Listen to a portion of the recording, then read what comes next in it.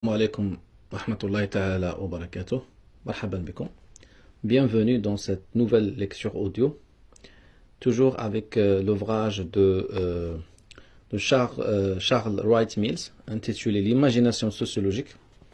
Dans cet épisode, je vais lire le chapitre 4. Chapitre 4, plusieurs types d'empiricité. La confusion sociologique n'est pas moins morale que scientifique. Elle n'est pas moins politique qu'intellectuelle. Ignorer cette vérité, c'est entretenir la confusion. Pour juger les problèmes et les méthodes des diverses écoles sociologiques, il faut envisager d'innombrables valeurs politiques et d'innombrables problèmes intellectuels. Car on pose mal les problèmes quand on ne sait pas à qui il se pose. Ce qui fait problème pour l'un ne fait pas problème pour l'autre. Cela dépend des préoccupations de chacun et de la conscience que l'on a. De surcroît, un problème éthique vient tout compliquer. Les hommes ne s'intéressent pas toujours à ce qui va dans le sens de leur intérêt. Tout le monde n'est pas aussi rationnel que ce voudraient les sociologues. Ceci veut dire qu'en travaillant, tous les sociologues prennent des options morales et politiques ou s'y réfèrent implicitement. Le travail sociologique n'est jamais allé sans problème d'évaluation. C'est une longue liste de résolutions souvent dogmatiques, de compromis boiteux et aussi d'opinions justes et bien pensées. Fréquemment, on n'a pas abordé le problème de face. On a lancé des hypothèses au hasard. On s'y est quelquefois accroché. C'est ce que fait le technicien à gage de la sociologie appliquée sous le couvert de sa prétendue neutralité. Il n'escamote pas le problème, certes, il laisse à d'autres le soin de le résoudre. Mais l'intellectuel de métier s'efforcera, lui, d'avoir à l'esprit les hypothèses et les implications inhérentes à son travail, dont les moindres ne sont pas les significations morales et politiques qu'il revêt pour la société où il s'exerce et pour le rôle que lui-même y joue. On s'accorde à penser aujourd'hui qu'on ne peut pas extraire du jugement de valeur d'énoncés, de faits ou de définitions de concepts. Mais cela ne veut pas dire qu'il n'ait rien à voir dans la formulation des jugements. Il est facile de montrer que les problèmes de sociologie sont bourrés d'erreurs de documentation et d'obscurité conceptuelle, et qu'en outre, ils sont faussés par les évaluations. C'est après avoir débrouillé tous les fils qu'on peut seulement savoir si les problèmes s'accompagnent d'un conflit de valeurs. Déterminer l'existence du conflit et, le cas échéant, isoler les valeurs des faits où elles s'immiscent constitue l'essentiel du travail. Démêler, c'est parfois être amené à reformuler le problème pour en faciliter la solution, car il arrive d'y découvrir une incompatibilité entre les valeurs saluées par le même intérêt. On ne prend conscience d'une valeur naissante qu'en sacrifiant une valeur ancienne. De telle sorte que pour agir, les intéressés doivent aller tout droit à ce qu'ils valorisent le plus. Mais lorsque les valeurs sont nourries par des intérêts authentiquement opposés, avec une fermeté et une logique telle que ni l'analyse logique ni la recherche des faits ne suffisent à résoudre le conflit, alors c'en est fait du rôle de la raison dans cette affaire. On peut éclairer le sens et les conséquences des valeurs, on peut les rendre compatibles les unes avec les autres et leur assigner un ordre de priorité relative, on peut les envelopper de données concrètes et se trouver finalement acculé à l'affirmation pure et simple ou à la contre-affirmation. Ensuite, on ne peut plus que plaider ou persuader. Et en fin de compte, si on arrive là, les problèmes moraux deviennent des problèmes de pouvoir Et en dernier ressort, si on en vient là, la forme ultime du pouvoir est la coercition. Selon le mot de Hume, ça veut dire David Hume, le philosophe anglais. Selon le mot de Hume, on ne peut pas tirer sa ligne de conduite de ce que l'on croit qui est. On ne peut pas davantage tirer la ligne de conduite des autres de la sienne propre. À la fin, c'est tant que la fin arrive, il ne reste plus qu'à assommer nos contradicteurs, espérant que la fin arrive rarement. En attendant, raisonnable comme nous savons l'être, il convient de s'expliquer avec des mots. Les valeurs se glissent dans le choix des problèmes. Elles se glissent aussi dans les conceptions angulaires que nous employons dans leur formulation. Enfin, elles en fléchissent les solutions. Pour ce qui est des conceptions, il convient d'utiliser le plus grand nombre possible de termes à coefficient de valeur 0, de savoir où se cachent celles qui peuvent échapper et de les expliciter. Pour ce qui est des problèmes, il convient là aussi de désigner clairement les valeurs qui en guident le choix. Et ensuite, autant que faire se peut, d'éliminer des solutions le facteur de distorsion qu'elles entraînent, sans préjudice de l'issue finale ni des implications morales ou politiques. À ce propos, certains critiques jugent le travail sociologique d'après la couleur des résultats, et selon qu'ils sont constructifs ou négateurs. Ces apôtres de la vie en rose goûtent l'envolée lyrique, surtout vers la conclusion. Ils font leur bonheur d'une de ces solides bouffées d'optimisme bien senti, dont on ressort tout ragaillardi, mais le monde que nous essayons de comprendre nous inspire pas tous l'optimisme politique et le confort moral, et les sociologues ne trouvent pas toujours bon de jouer les imbéciles heureux. Personnellement, je suis de nature optimiste, mais j'avoue n'avoir jamais fait de la bonne humeur la pierre de touche des situations optimistes. D'abord, on essaie de viser juste de faire un compte-rendu fidèle. Si ce n'est pas drôle, tant pis, tant mieux si c'est souriant. Du reste, on appelait au programme constructif et à la note de gaieté, c'est dire que l'on a peur de regarder les choses en face, même quand elles n'ont rien de réjouissant, et cela n'a rien à voir avec la vérité ni l'erreur ou les jugements sur la qualité du travail sociologique.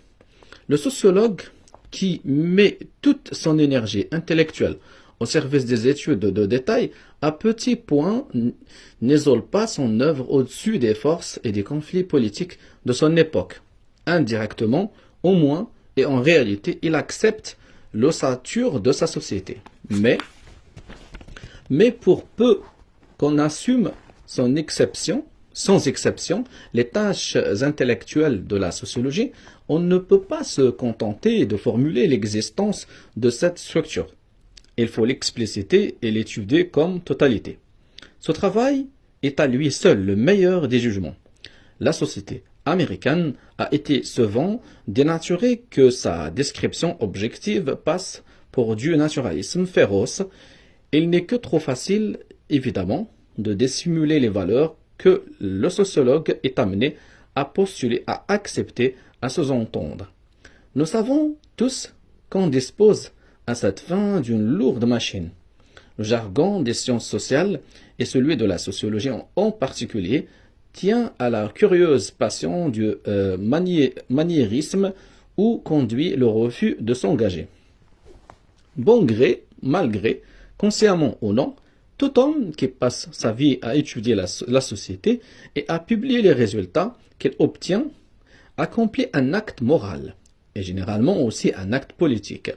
Reste à savoir s'il assume cette condition et en prend son parti, ou bien s'il se la dissimule, à lui comme aux autres, et se laisse aller. Beaucoup, pour ne pas dire la totalité des sociologues américains, d'aujourd'hui, et parfois non sans mauvaise conscience, sont facilement libéraux. Ils cèdent à la grande peur de l'engagement passionné. C'est cela que veulent ces hommes lorsqu'ils se plaignent de formuler des jugements de valeur et non pas l'objectivité scientifique. L'enseignement oral me paraît d'un autre ordre que l'écriture. Quand on écrit, le livre tombe dans le domaine public. L'auteur n'est responsable que d'une seule chose devant ses lecteurs, faire le meilleur livre possible. Et de cela, il est seul juge. Le professeur a d'autres responsabilités. Dans une certaine mesure, les étudiants sont un public captif et dépendent de leur professeur, qui est une sorte de modèle pour eux. Il a pour mission essentielle de leur montrer le plus précisément possible comment fonctionne un esprit qui a théoriquement la maîtrise de soi-même. L'art du professeur consiste principalement à penser tout haut, mais intelligiblement. Dans un livre, on cherche plutôt à persuader le lecteur du résultat d'une pensée. Dans un amphi, on doit chercher à montrer comment un homme pense, et en même temps, quelle joie il éprouve à bien penser. Le professeur, il me semble, doit donc expliciter nettement les hypothèses, les faits, les méthodes, les jugements. Il doit ne rien retenir par devers lui, aller très lentement et toujours exposer à plusieurs reprises les alternatives morales avant de formuler son opinion. On ne peut pas écrire selon ces principes-là, ce serait beaucoup trop ennuyeux et terriblement emprunté. C'est pourquoi les meilleurs cours se portent si mal d'être imprimés.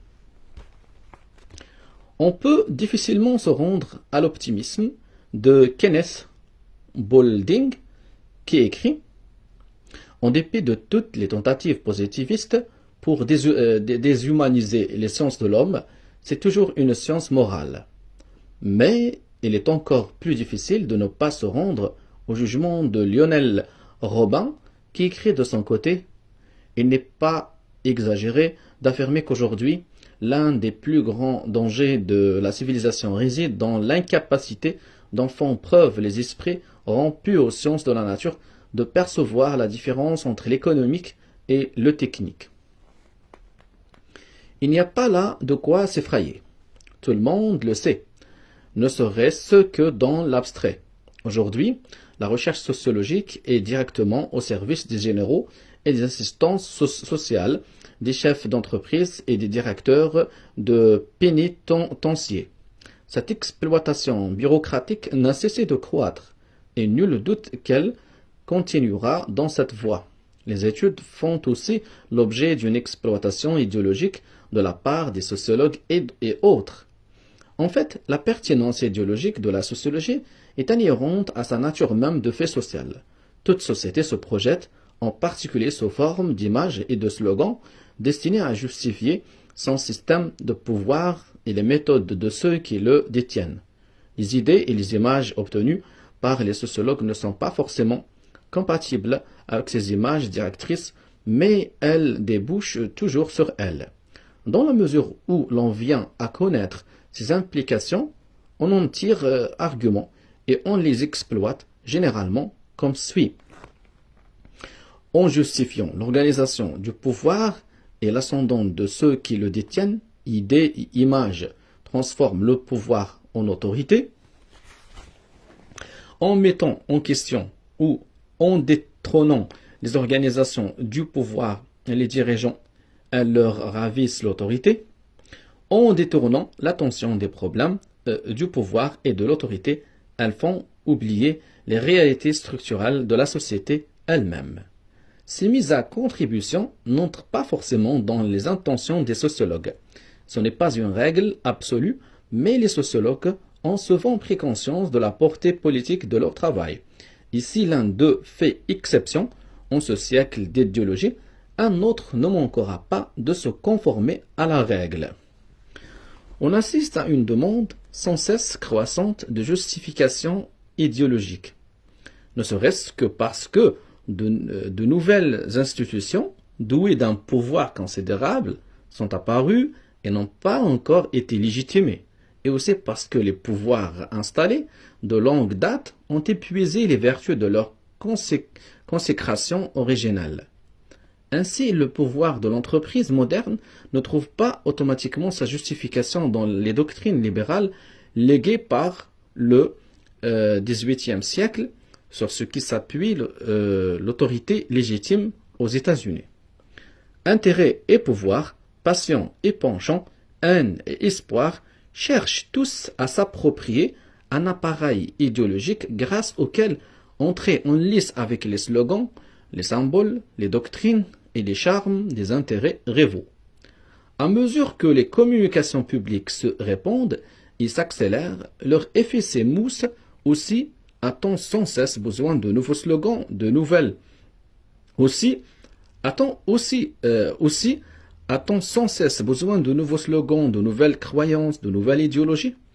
Compte tenu des communications de masse et des relations publiques, comment les études sociologiques seraient-elles épargnées par la demande de matériel idéologique? Et comment les chercheurs refuseraient-ils d'y accéder? Mais que le sociologue le sache ou non, son travail, même lui fait revêtir un rôle qui est, dans une certaine mesure, bureaucratique ou idéologique. En outre, on passe facilement d'un rôle à l'autre, en mettant au service de la bureaucratie les techniques de recherche les plus formelles. On arrive à justifier des décisions qu'on a prises en se fondant sur ces recherches mêmes. Inversement, les utilisations idéologiques des résultats sociologiques entrent facilement dans le circuit bureaucratique. Aujourd'hui, les tentatives qui ont pour but de légitimer le pouvoir et de dorer les pilules que sont les lignes de conduite relèvent souvent de l'administration du personnel et des relations publiques. Au cours de l'histoire, on a mis davantage la sociologie au service des idéologies qu'au service de la bureaucratie. Et l'on va toujours de même aujourd'hui, bien que l'équilibre paraisse renversé. Si la balance a penché du côté de l'idéologie, c'est surtout parce que la sociologie moderne a souvent mené, sans le dire, une sorte de discussion contradictoire avec l'œuvre de Marx, et qu'elle a voulu relever le défi lancé par les mouvements socialistes et les partis communistes. L'économie classique a été l'idéologie de choc du système de pouvoir que représente le capitalisme. Aussi comme l'œuvre de Marx aux mains des apologistes soviétiques d'aujourd'hui a-t-elle souvent donné lieu à de fructueux contresens. Comme l'ont bien montré les écoles historiques et institutionnelles à la faveur des critiques lancées contre les doctrines classiques et néoclassiques, les économistes se sont accrochés obstinément à la métaphysique du droit naturel et à la morale de l'utilitarisme. Mais ces mêmes écoles ne peuvent se comprendre que par rapport aux philosophies sociales conservatrices, libérales ou radicales. Depuis les années 1930 en particulier, devenus experts auprès du gouvernement et des entreprises, les économistes ont lancé des techniques administratives, ont tracé des lignes de conduite et installé des routines, des comptes rendus économiques détaillés. Cela ne va jamais sans d'actives exploitations idéologiques et bureaucratiques qui ne sont pas toujours explicites. La confusion qui règne aujourd'hui dans l'économie a trait aux lignes de conduite, aux méthodes et aux points de vue. Des économistes également distingués professent des opinions radicalement opposées.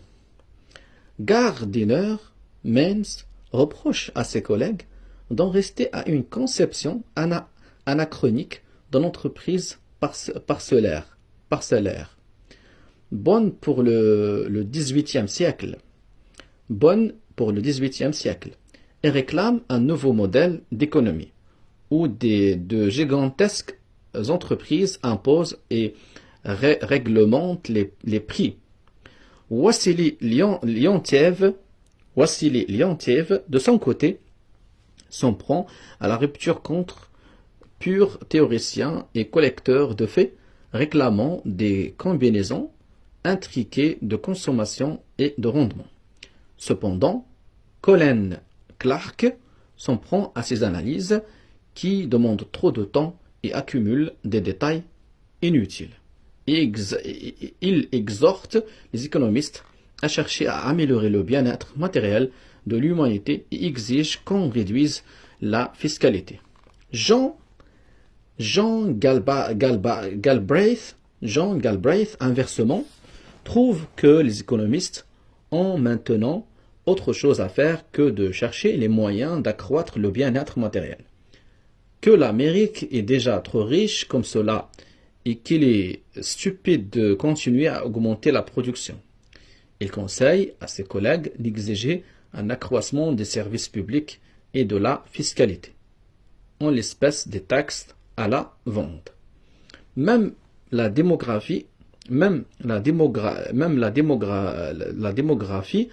toute statistique quali, a subi les contre-coups des conflits théoriques et des querelles de faits soulevés à l'origine par Thomas Malthus. La plupart de ces problèmes concernent les anciens domaines coloniaux où l'anthropologie culturelle s'est penchée à plus d'un titre sur l'histoire et sur l'éthos du colonialisme. Pour la pensée libérale ou radicale, les problèmes politiques et économiques de ces pays s'expriment dans la nécessité d'une croissance économique rapide, surtout de l'industrialisation et de tout ce qu'elle comporte. Les anthropologues ont généralement mis dans le débat des précautions qui, tout comme celles des anciennes puissances coloniales, paraissaient vouloir éviter des convulsions et des tensions qui, de nos jours, accompagnent inévitablement les transformations des pays sous-développés. La matière et l'histoire de l'anthropologie culturelle ne s'expliquent pas par le colonialisme, bien qu'il ait certainement quelque chose à y voir. C'est une discipline qui a également servi la cause de la pensée libérale et même de la pensée radicale, en insistant sur l'intégrité des sociétés plus simples, sur la relativité du caractère humain et en combattant l'esprit de clocher occidental. Certains historiens éprouvent le besoin de réécrire le passé à seule fin de servir ce qui apparaît nettement comme des idéologies du présent. C'est ainsi qu'on reconsidère l'histoire des affaires en général et des entreprises en particulier telles qu'elles se présentaient au lendemain de la guerre de sécession. À examiner l'histoire américaine des dernières décennies, il faut bien dire que, quelle que soit l'histoire, de quelque manière qu'on la souhaite, elle donne facilement lieu à une laborieuse réflexion des mythes nationaux et des mythes de classe. Depuis l'apparition des exploitations bureaucratiques de la sociologie, on s'est mis à célébrer, surtout après la Seconde Guerre mondiale, la portée historique de l'Amérique. Et à cette occasion, certains historiens ont mis leur spécialité au service de l'esprit conservateur et de ses ayants droit spirituels et matériels.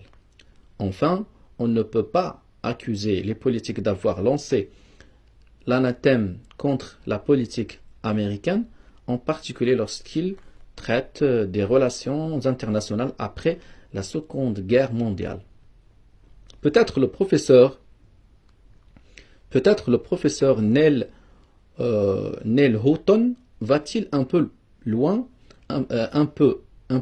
lorsqu'il affirme qu'on a un peu trop fait passer pour de la science politique à coups de notes au bas des pages, ce qui n'est que rationalisation et colportage d'une politique, celle des États-Unis. Mais son chef d'accusation ne saurait être rejeté qu'après un examen approfondi.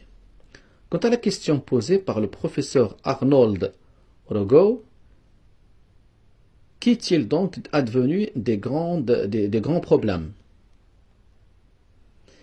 On ne peut On ne peut y répondre sans se souvenir que si la science politique se montre depuis quelque temps incapable de rendre compte des grandes réalités politiques, elle paraît remarquablement apte à applaudir scientifiquement les carences et la politique des dirigeants. Si je mentionne ces quelques mises à contribution et ces implications, ce n'est pas pour critiquer ou pour mettre en évidence le manque d'objectivité. J'ai pour seule ambition de rappeler au lecteur que la science sociale se prête inévitablement aux routines de la bureaucratie et au jeu de l'idéologie, que la diversité et la confusion actuelle des sciences sociales en sont cause, et qu'il vaudrait mieux étaler au grand jour leurs implications politiques au lieu de les dissimuler. Dans la seconde moitié du XIXe siècle, la science sociale américaine était directement liée au mouvement de réforme et aux activités philanthropiques, ce qu'on a appelé le mouvement pour la science sociale, devenu en 1865 l'American Social Science Association, avait pour ambition d'appliquer les méthodes de la science aux problèmes sociaux sans recourir à une tactique politique explicite. En somme, ces tenants cherchaient à transformer les épreuves individuelles des classes inférieures en enjeux de collectivité bourgeoise. Au cours des premières décennies du XXe siècle, le mouvement s'éteignit. Il n'incarnait plus l'idéologie réformiste des classes moyennes radicales. Ses ambitieuses aspirations philanthropiques trouvèrent à se satisfaire dans l'assistance sociale, les œuvres de bienfaisance, le secours à l'enfance et les réformes du régime pénitentiaire. Mais c'est de l'American Social Science Association que naquirent aussi les diverses associations professionnelles et plus tard les diverses disciplines universitaires des sciences sociales. Il s'est donc produit une scission au sein de la sociologie réformiste bourgeoise du début qui a engendré d'une part les spécialités universitaires et de l'autre les activités différenciées des institutions philanthropiques. Cette coupure n'eut toutefois pas pour effet de rendre les spécialités universitaires neutres sur le plan moral et antiseptiques sur le plan scientifique. Aux États-Unis, le libéralisme a été le commun dénominateur politique de presque toute la sociologie, et pratiquement la seule source d'inspiration de la rhétorique et de l'idéologie collective. On attribue cette particularité à des conditions historiques bien connues, notamment à l'absence de féodalité et partant d'une souche aristocratique où auraient pu germer intellectuels et élites anticapitalistes, le libéralisme de l'économie classique, qui inspire encore d'importantes fractions de l'élite des affaires, a été sans arrêt exploité par la politique, même dans les descriptions économiques les plus subtiles. On s'accroche à l'idée d'équilibre ou de stabilité. De manière plus diffuse, le libéralisme a également inspiré la sociologie et la science politique. Contrairement à leurs prédécesseurs européens, les sociologues américains se sont toujours efforcés d'aborder un seul détail empirique à la fois, ou un seul problème de milieu. Autrement dit, ils éparpillent volontiers leur attention. Fidèles à la théorie démocratique du savoir, ils ont postulé que tous les faits sont égaux en principe. Ils ont en outre dit et répété qu'un seul phénomène social a nécessairement une poussière de cause infime. Ce principe de causalité multiple, comme on dit, se prête merveilleusement à la politique libérale du réformisme, à la petite semaine, et de fait l'idée que les causes des phénomènes sociaux sont nécessairement infimes, immédiates et multiples, cadre parfaitement avec ce qu'on peut appeler l'empiricité libérale. S'il est une orientation implicite dans l'histoire de la science sociale américaine, c'est sûrement le goût des recherches parcellaires, des résumés descriptifs et l'attachement au dogme qui va de pair avec eux, la confusion pluraliste des causes. Ce sont les traits essentiels de l'empiricité libérale en tant que style de recherche sociologique. En effet, si les facteurs de causalité sont innombrables, il faut montrer une grande prudence lorsqu'on se lance dans l'action concrète. On doit compter avec une multitude de détails. Aussi doit-on y aller doucement, réformer un tout petit domaine et voir venir avant d'en réformer un autre. Mieux vaut ne pas pécher par dogmatisme et ne pas voir trop grand. Il faut aborder le courant d'interaction avec l'humble conviction qu'on ne connaît pas encore et qu'on ne connaîtra peut-être jamais, les multiples causes agissantes. En tant que sociologue des milieux, il faut prendre conscience d'une myriade de petites causes. En tant qu'homme pratique, il faut faire un réformisme des milieux, de milieu à la petite semaine, tantôt ici et tantôt ailleurs. Allez-y doucement, attendez certainement, car rien n'est simple. Si nous fragmentons la société en tout petits facteurs, il nous en faudra une bonne quantité pour rendre compte d'un phénomène. Et nous ne serons jamais sûrs de ne pas en laisser échapper quelques-uns. Une reconnaissance de pure forme de la totalité organique, plus une inaptitude à examiner les causes véritables, qui sont généralement structurelles, plus l'obligation d'analyser une seule situation à la fois, en voilà trop, ou trop peu, pour espérer comprendre la structure du statu quo. Par souci d'équilibre, rappelons-nous ceci. Tout d'abord, n'est-il pas clair que le pluralisme par principe peut être aussi dogmatique que le monisme par principe? Ensuite, ne peut-on étudier les causes sans s'y noyer? Et de fait, n'est-ce pas là justement ce que devraient faire les sociologues en examinant la structure sociale? En nous consacrant à ces études, nul doute que nous nous efforcions de découvrir les causes véritables d'un phénomène et après les avoir trouvées, de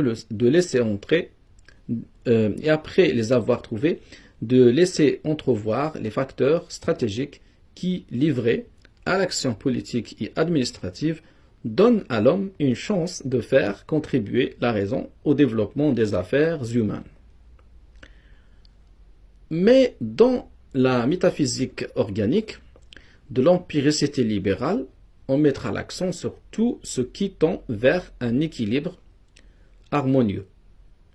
À force de voir partout un continuum, on passe à côté des brusques affoulements et des tumultes révolutionnaires si fréquents aujourd'hui, ou du moins les considère-t-on comme des symptômes pathologiques, comme le signe d'un mésajustement.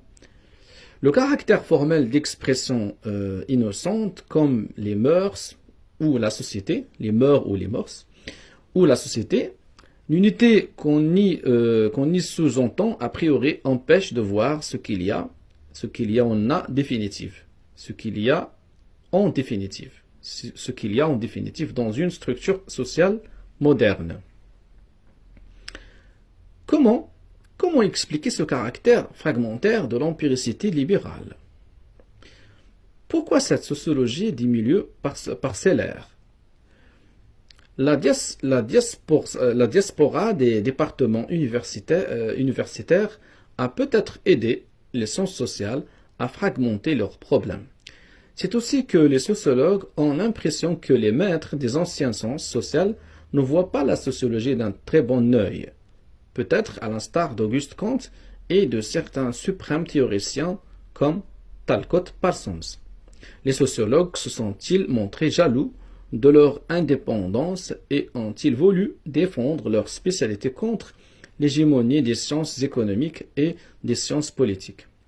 Mais je ne crois pas que la mauvaise volonté des départements dans les querelles universitaires, ou bien encore l'incapacité générale, explique le bas niveau d'abstraction où se situe l'empiricité libérale et l'aveuglement aux problèmes de structure sociale qui s'ensuit directement. Or, songez donc à qui s'adressent tant d'ouvrages de sociologie. Presque tous les écrits, systématiques ou théoriques, sont des manuels de morceaux choisis, composés par des professeurs pour leurs élèves. Les manuels ont peut-être été particulièrement nécessaires du fait que la sociologie a conquis de hautes luttes son droit de cité universitaire, comme nous le disions à l'instant. Seulement, les manuels se préoccupent avant tout de présenter les faits à des jeunes intelligences et non de les centrer autour des recherches et des découvertes du moment. Aussi rassemble-t-il mécaniquement les faits à seule fin d'illustrer des conceptions plus ou moins académiques, cherchant à faire entrer tant bien que mal le plus de détails possible dans leur manuel. Les auteurs n'accordent guère d'importance aux recherches qu'on pourrait expliciter à partir des idées nouvelles, ni aux effets d'osmose qui lient sans cesse les faits et les idées. Les idées anciennes et les faits nouveaux tiennent souvent plus de place que les idées nouvelles et on sent que ces dernières restreignent dangereusement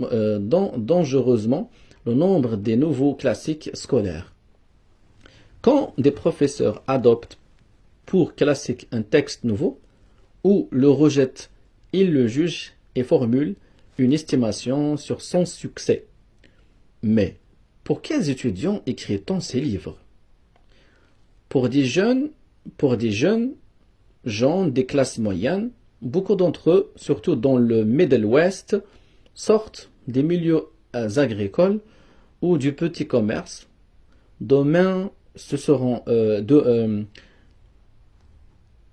Beaucoup d'entre eux, surtout dans le Middle West, sortent de milieux agricoles ou du petit commerce. Demain, ce seront des cadres subalternes ou des membres des professions libérales. Écrire pour eux, c'est écrire pour un public de classe moyenne bien précis, un public sur le chemin de la promotion sociale. L'auteur et son public, le professeur et l'étudiant, ont vécu la même expérience sociale. Le point de départ est le même, l'objectif est le même et les obstacles qu'ils rencontrent en chemin sont les mêmes. Dans la vieille sociologie empirique des milieux, les problèmes de la politique sont rarement traités d'un point de vue radical. L'empiricité libérale est volontiers apolitique et aspire à une sorte d'opportunisme démocratique. Quand ces champions abordent un domaine politique, c'est du pathologique et l'on parle généralement d'antisocial et de corruption. Dans d'autres contextes, le politique se confond avec le bon fonctionnement du statu quo politique, avec la justice et l'administration. On touche rarement à l'ordre politique. On se contente d'en postuler l'existence immobile et lointaine. L'empiricité libérale convient très bien aux gens qui, à la faveur de leur position sociale, sont arrivés à connaître, non sans quelques autorités, des cas d'espèces. Les juges, les assistantes sociales, les aliénistes, les enseignants et les réformateurs au petit pied pensent toujours les situations. Ils vivent avec des œillères et leur profession les rend inaptes à voir autre chose que des cas d'espèce. Leur expérience et les points de vue d'où ils jugent la société sont par trop identiques, par trop homogènes pour laisser place à une émulation. En fait, là, je pense qu'il veut dire pas avec S. Donc, la société il juge la société sont pas trop identiques, pas trop homogènes, pour laisser place à une émulation intellectuelle et à un esprit de polémique qui permettrait de construire la totalité. L'empiricité libérale est une sociologie des milieux à tendance moralisante. La notion de retard culturel entre tout à fait dans le style de cette pensée utopique et amie du progrès. Elle laisse entendre qu'il faut changer quelque chose pour lui faire rattraper l'avance de la technologie. L'élément en retard existe dans le présent, mais ses raisons d'être appartiendraient au passé. On fait donc passer des jugements pour des affirmations sur des séquences chronologiques. Sous sa forme d'énoncé de valeur sur l'inégalité du progrès, le retard culturel se prête excellemment au dessein des hommes du libéralisme et de l'optatif. Il leur apprend que les changements s'imposent et quels changements auraient dû se produire. Ils apprennent de lui où ils ont progressé et où ils ont manqué. La découverte du retard pathologique se complique du déguisement historique sous lequel on le présente à des véritables petits programmes qu'on glisse impudemment sous des expressions faussement objectives comme le verbe s'imposer. Formuler les problèmes en fonction du retard culturel, c'est dissimuler les évolutions, mais une question plus cruciale se pose. Quelles ont été les évaluations auxquelles ont eu recours les gens de l'empiricité libérale? On aime beaucoup nourrir l'idée que les institutions, en général, sont en retard sur la technologie et la science en général. C'est penser de manière positive la science et le changement progressif régulier. Ensemble, c'est continuer dans le style libéral le rationalisme du siècle des Lumières. Son culte messianique est aujourd'hui politiquement naïf de la physique, modèle de pensée et d'action, sa conception du temps progrès. Cette notion de progrès fut introduite dans les collèges américains par la morale écossaise, souveraine autrefois. Il y a une génération environ, et depuis la fin de la guerre de sécession, les classes moyennes des villes américaines se composaient d'hommes d'affaires prospères qui s'emparaient des moyens de production tout en acquérant pouvoir politique et prestige social. Les premières générations de sociologues universitaires ou bien étaient directement issus de ces couches sociales en pleine expansion, ou bien avaient partie liée avec elles. Leurs étudiants, les gens parmi lesquels ils répondaient leurs idées, ont été les produits de ces couches sociales. C'est dans les rangs de ceux qui gravissent l'échelle sociale et les degrés de la fortune que fleurit naturellement l'idée de progrès. Les gens qui utilisent la notion de retard culturel se gardent d'examiner ce qu'il en est des groupes d'intérêts et des groupes d'intérêts et des décisionnaires qui pourraient être en dessous des différentes vitesses de transformation. dans les multiples secteurs de la société. On aurait lieu de dire que, par comparaison avec les vitesses de transformation dont pourraient être animés certains secteurs de la culture, c'est plutôt la technologie qui est à la traîne. C'est bel et bien ce qui se passait autour des années 1930 et c'est encore ce qui se passe dans les domaines de l'équipement ménager et des transports en commun. Contrairement aux autres sociologues, Thorstein Veblen a fait usage du mot retard dans un sens qui l'a conduit à une analyse structurelle, l'analyse du conflit entre l'industrie et les affaires. Sa question était: où le retard se fait-il sentir? Et il s'attachait à montrer que l'incapacité bien exercée des hommes d'affaires, réglée sur les canons des entrepreneurs, avait pour résultat de saboter proprement production et productivité. Il n'ignorait pas non plus le rôle du profit dans un système de propriété privée et se souciait fort peu de l'ouvrage mal fait. Mais l'important, c'est qu'il mettait au jour la mécanique structurelle du retard. Toutefois, de nombreux sociologues utilisent encore la notion de retard culturel qui a perdu toute résonance politique et toute attache précise structurelle.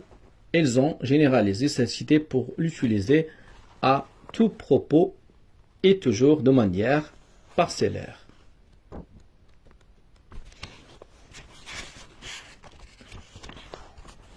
Se lever des problèmes pratiques, c'est se livrer à des évaluations. Très souvent, pour l'empiricité libérale, fait problème ce qui 1. Ne se conforme pas au mode de vie des classes moyennes des petites villes. 2. N'obéit pas aux principes d'ordre et de stabilité en vigueur dans les campagnes. 3. Contredit les slogans optimistes et progressistes du retard culturel. 4. S'écarte des causes du progrès social, mais le plus souvent, le fin fond de l'empiricité libérale se trahit dans 5. La notion d'ajustement et dans son contraire, le mésajustement. C'est une notion qui est souvent dévitalisée, mais non moins souvent, elle recouvre une propagande en faveur de la conformité aux normes et aux traits qu'on attribue à la classe moyenne idéale des petites villes. Seulement, ces connotations morales et sociales sont étouffées par la métaphore biologique que recèle le mot d'adaptation. Et de fait, l'expression est accompagnée par des mots dénués de toute connotation sociale, comme existence et survivance. Grâce à une métaphore biologique, on donne au concept d'ajustement un contenu explicite et universel. Mais d'après l'usage qu'on en fait, on voit clairement qu'il donne agrément aux moyens et aux fins qui sont ceux des petites communautés. L'idée d'ajustement semble convenir à un contexte social où l'on a d'une part la société et de l'autre l'immigrant isolé. L'immigrant doit alors s'ajuster à la société. Le sociologue a eu très tôt affaire au problème de l'immigrant et les notions utilisées pour le formuler ont fini par entrer dans le modèle général de formulation de tous les problèmes. D'après le cas de mésajustement, il est facile de deviner qui illustre l'ajustement parfait. L'homme idéal de la première génération de sociologues et de l'empiricité libérale d'une façon générale est un être socialisé. Cela signifie qu'il se situe aux antipodes éthiques de l'égoïste. Socialisé, il pense aux autres et se montre bienfaisant envers eux. Il ne connaît ni l'ennui ni la mélancolie Au contraire, c'est un homme ouvert qui participe avec entrain aux routines de la communauté et l'aide à progresser à une vitesse réglable. Il appartient sur tous les modes à pas mal d'organismes de la communauté, sans avoir vraiment ses entrées partout. Il est tout de même très répandu ici et là. De bonne humeur, il se plie à la morale et au mobile traditionnel. Toujours de bonne humeur, il apporte son concours au progrès graduel des institutions respectables. Ses pères et mères n'ont jamais divorcé. Son foyer n'a jamais été cruellement brisé. C'est un homme qui a réussi, modestement du moins, car il a des ambitions modestes, mais jamais il ne s'embrasse de problèmes qui le dépassent, de crainte de donner dans le chimérique. Un brave homme qu'il est, il n'essaye pas de décrocher la grosse galette. Certaines de ces vertus sont très générales et nous ne savons pas au juste à quoi elles ont trait. Mais les autres sont extrêmement précises. Nous apprenons que les vertus de cet homme, si bien ajustées à son petit milieu, répondent aux normes qu'on attend de la classe moyenne, inférieure, indépendante, qui, du bout des lèvres, vit en conformité avec les idéaux protestants dans les petites villes américaines. Ce charmant univers de l'empiricité libérale a bien dû exister quelque part, sinon il aurait fallu l'inventer. Nulle équipe n'était plus apte à l'inventer que la piétaille des sociologues américains de la génération précédente. Nulle conception ne se prêtait mieux à cette tâche que celle de l'empiricité libérale. Ces dernières décennies, l'ancienne empiricité s'est doublée d'une nouvelle et même de plusieurs. Le libéralisme a cessé d'être un mouvement réformiste pour administrer les grands services d'un État social. La sociologie a laissé en route ses initiatives réformistes, son goût pour les problèmes parcellaires et pour la causalité dispersée s'est rangé au service des entreprises, de l'armée et de l'État. À mesure que grandissait l'importance de ces bureaucraties dans l'ordre économique, politique et militaire, le sens du mot empirique a changé. Est empirique ce qui se prête au dessin de ces grandes institutions. On prendra pour exemple de la nouvelle empiricité libérale l'école des rapports humains du travail. La littérature de ce style d'empiricité n'emploie pas les mêmes termes pour parler des directeurs et pour parler des ouvriers. Les directeurs entrent dans les catégories intelligents, inintelligents, rationnel, irrationnel, savoir, ignorance. Au contraire, les ouvriers entrent dans les catégories heureux, malheureux, efficace, inefficace, bon moral, mauvais moral. La leçon explicite et tacite à tirer de ces analyses se résume à peu près à ceci. Pour que l'ouvrier soit heureux, efficace, et pour qu'il apporte tout son concours à la bonne marche de l'entreprise, il suffit que le directeur devienne intelligent, rationnel et instruit. Tient-on la formule politique des rapports humains du travail? Sinon, de quoi s'agit-il?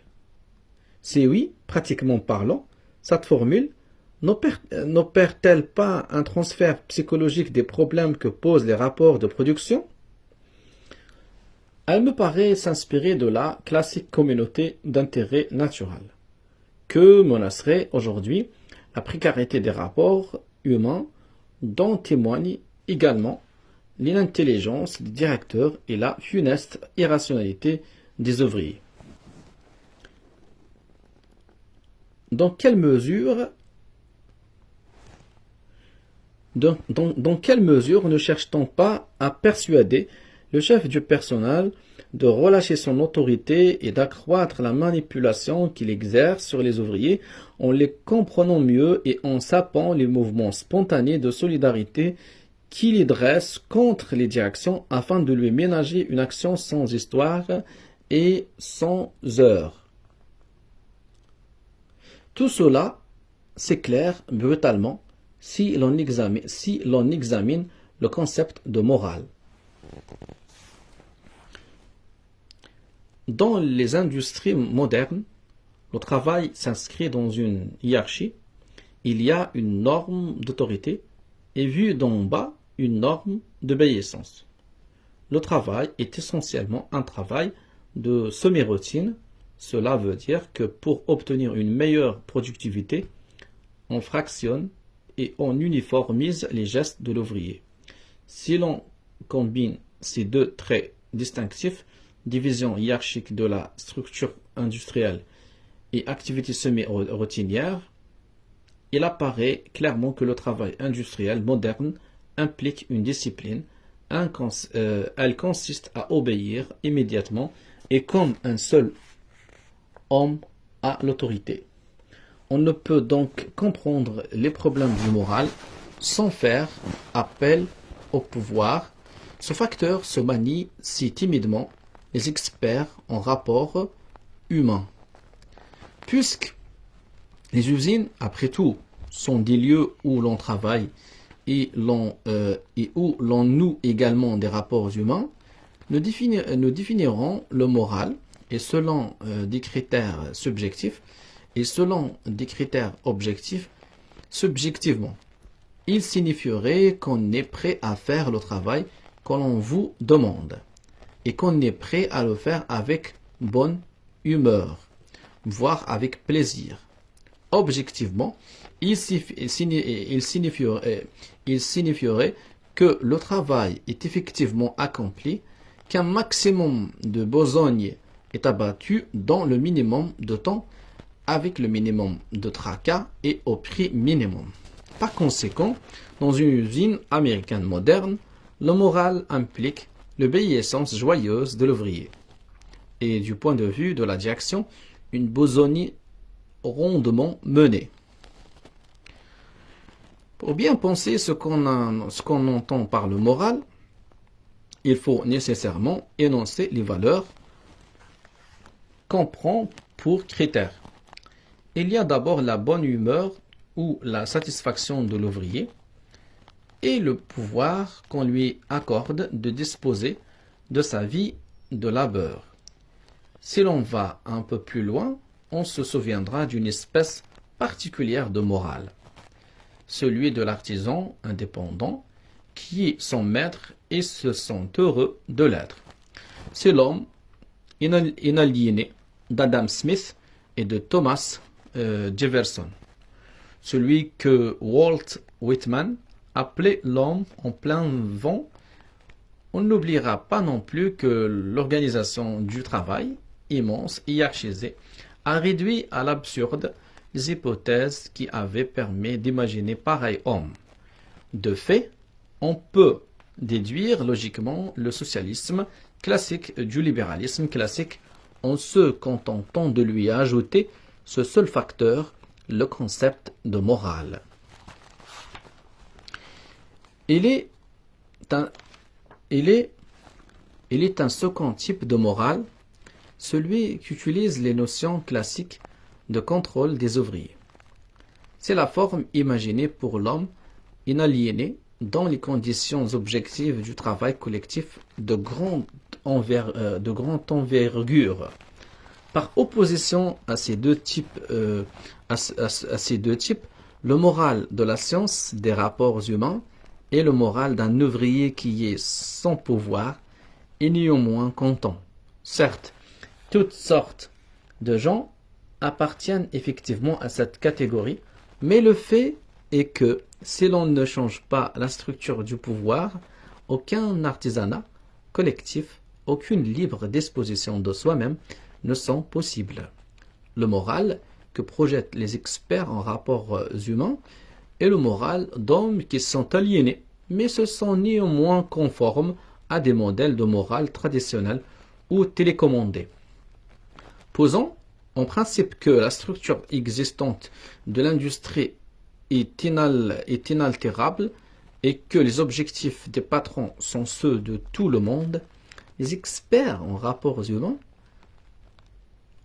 humains n'examinent pas la structure d'autorité de l'industrie moderne ni le rôle qu'y joue l'ouvrier. Ils enferment le problème du moral dans les limites trop étroites et cherchent par leur technique à montrer aux patrons, leurs clients, comment améliorer le moral des employés dans la structure existante du pouvoir. Leur tentative s'inspire de la manipulation. Ils voudraient laisser l'employé se défouler sans toucher à la structure où il est destiné à vivre sa vie d'ouvrier. Ce qu'ils ont découvert se résume à ceci. Premièrement, la structure d'autorité de l'industrie moderne, organisation formelle, abrite des formations statutaires, des organisations non formelles. Deuxièmement, celles-ci tiennent souvent tête à l'autorité et cherchent à protéger les travailleurs contre l'exercice de l'autorité. Troisièmement, aussi par souci d'efficacité et pour prévenir les tendances qui visent à détruire l'esprit de collaboration, syndicat et esprit de solidarité des travailleurs, les patrons sont invités à ne pas détruire les dites formations, mais à s'efforcer de les exploiter à leur propre fin, dans le sens des objectifs collectifs de l'organisation totale. Et, quatrièmement, pour ce faire, il faudrait les reconnaître et les étudier afin de manipuler les ouvriers qui s'y regroupent au lieu de les commander selon les méthodes de l'autorité. Bref, les experts en relations humaines ont exploité la tendance générale de la société moderne, la rationalisation intelligente au service de l'élite patronale.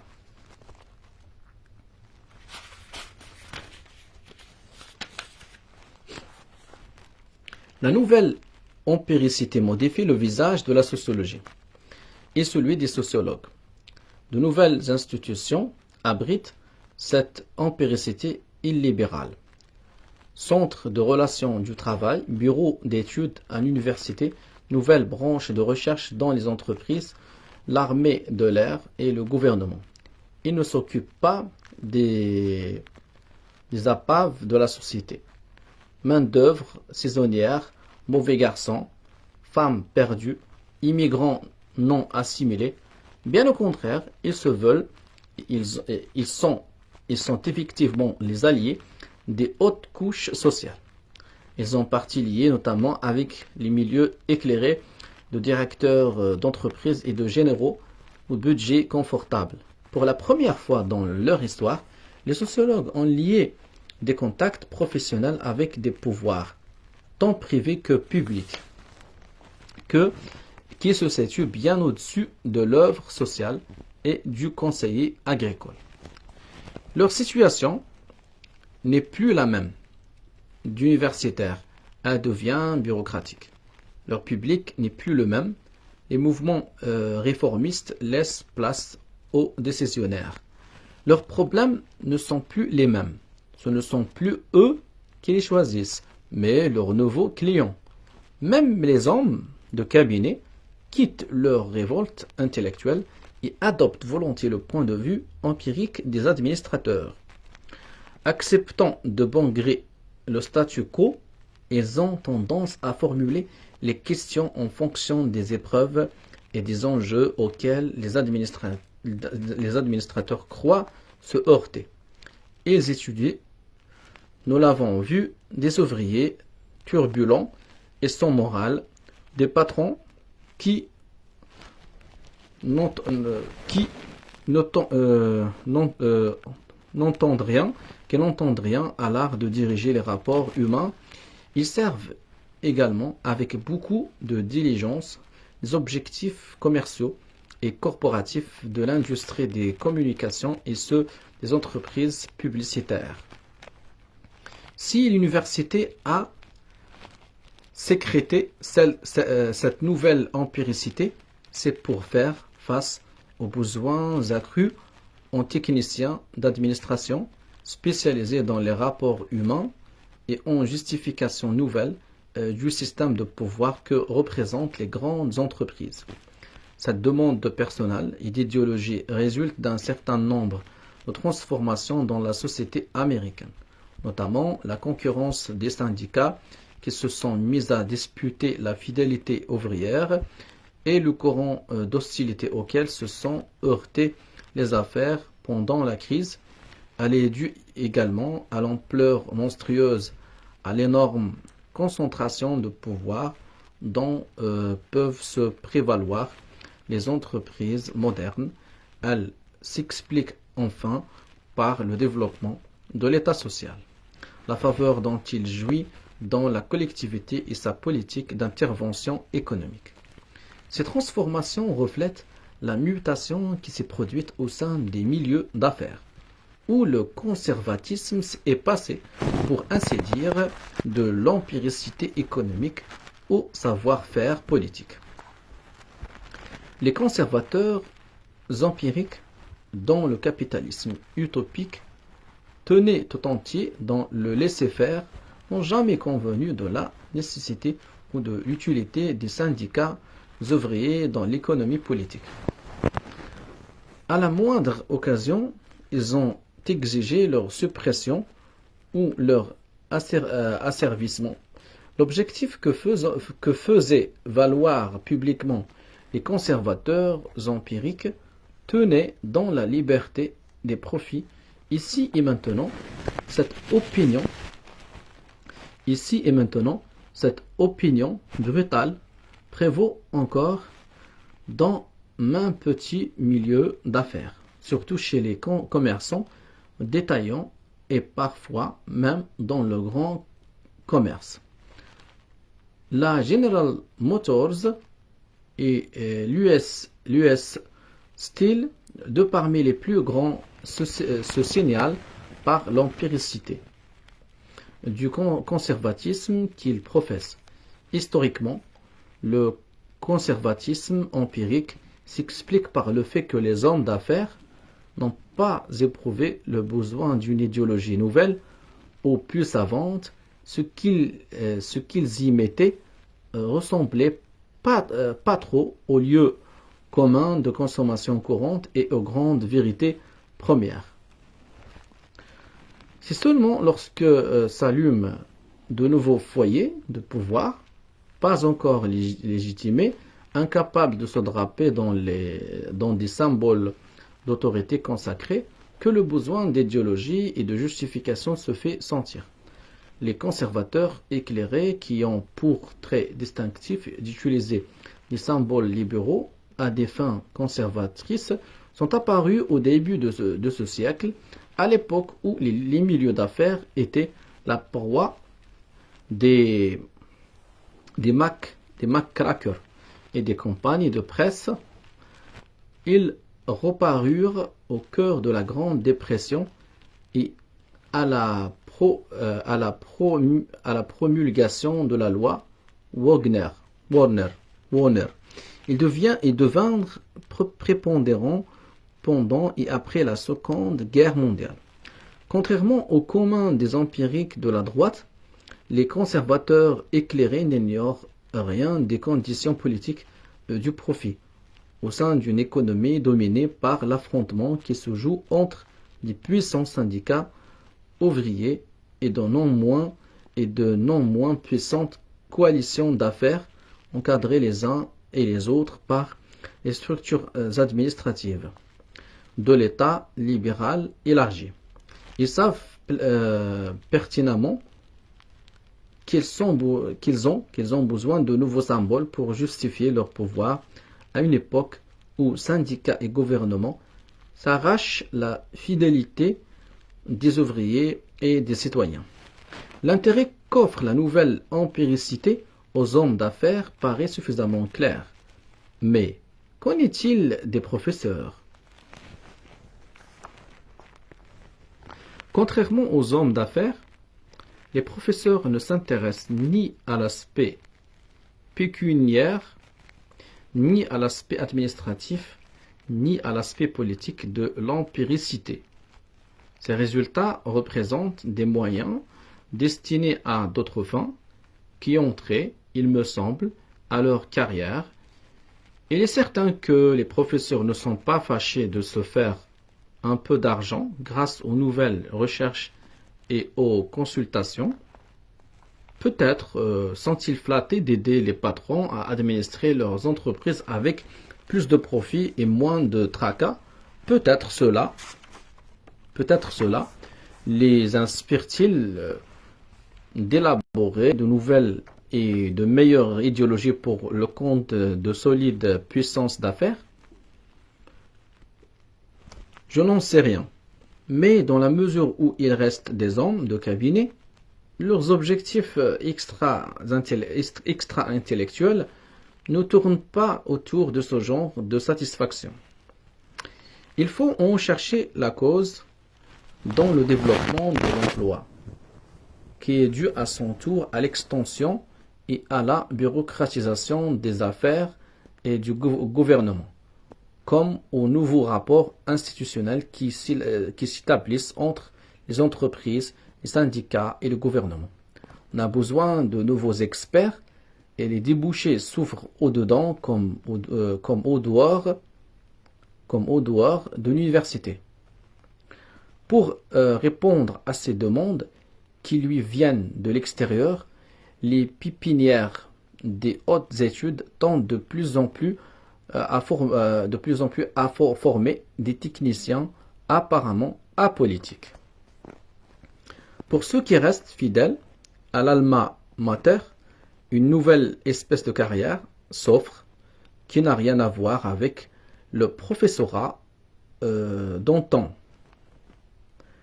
On peut l'appeler la carrière du nouvel entrepreneur. Cette ambition consultant est à même de faciliter sa carrière dans l'université en recherchant extramuraux, prestige et même petit pouvoir. Et surtout, il peut installer dans l'enceinte de l'université un respectable institut de recherche et d'enseignement qui permet aux universitaires d'approcher d'authentiques hommes d'affaires. Parmi ses collègues moins aventureux, ce nouvel entrepreneur se taille et se vend une place de meneur de jeu au sein des affaires de l'université. Aux États-Unis, il faut avouer que les ambitions trouvent rarement à se satisfaire dans l'exercice de la profession universitaire. Son prestige n'a pas été en rapport avec le sacrifice économique qu'elle réclame fréquemment. Les salaires et le mode de vie ont souvent été misérables et beaucoup d'intellectuels sont d'autant plus amers qu'ils se sentent bien supérieurs à ceux qui ont acquis du pouvoir et du prestige dans d'autres domaines. À ces aigris, les nouveaux horizons administratifs des sciences sociales permettent pour ainsi dire de devenir des cadres sans passer par le doyenat. Et pourtant, on voit bien, ça et là, que même parmi les jeunes ambitieux pressés, ces nouvelles carrières ont beau arracher les professeurs à l'ornière universitaire. Elles les ont jetés dans une nouvelle insatisfaction qui ne le cède en rien à la première. En tout cas, cet état de choses les préoccupe et les nouveaux entrepreneurs universitaires ne paraissent pas toujours bien savoir au juste quels sont leurs nouveaux objectifs.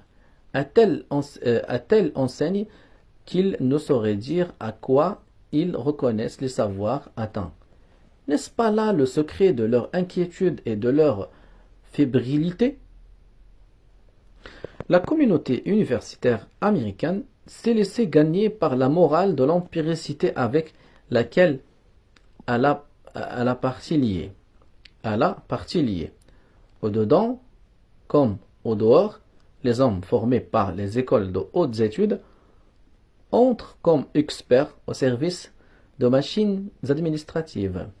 Cela rétrécit le champ de leur attention est celui de la maigre pensée politique qu'il pourrait nourrir. En tant que groupe, les sociologues américains se sont rarement engagés dans la politique, pour ne pas dire jamais. Le rôle de technicien n'a fait qu'encourager leur vision apolitique, réduire leur engagement et, si possible, et à force de la lisser en friche, leur intelligence des problèmes politiques. C'est ce qui explique pourquoi on rencontre souvent des journalistes dont la conscience et le savoir politique sont plus profonds que ceux des sociologues, des économistes et même, qu'ils me pardonnent, des politistes. Le système universitaire américain ne dispense aucune éducation politique. Il enseigne rarement à juger ce qui se passe dans la lutte universelle pour le pouvoir qui se livre dans la société moderne. Les sociologues n'ont jamais entretenu de rapport avec la révolte. Il n'y a pas de presse de gauche dont la fréquentation serait ni riche d'enseignements pour le professeur du supérieur, et qu'il pourrait à son tour faire profiter de son expérience. Il n'y a aucun mouvement, sinon aucun métier, capable de seconder l'intellectuel engagé ou de lui apporter du prestige, et l'université de son côté n'a aucun contact avec les syndicats. Il s'ensuit que la situation de l'intellectuel américain lui permet d'embrasser la nouvelle empiricité sans entorse idéologique et sans mauvaise conscience politique. Il serait donc ingénu et inexact de parler de veste retournée, puisque aussi bien, pour qu'on puisse employer cette expression brutale, il faut nécessairement qu'il y ait une veste. Ok, j'arrive. Bon, maintenant j'ai fini, j'ai terminé le chapitre 4. Dans la prochaine séance, je vais lire le chapitre 5, intitulé L'éthos bureaucratique.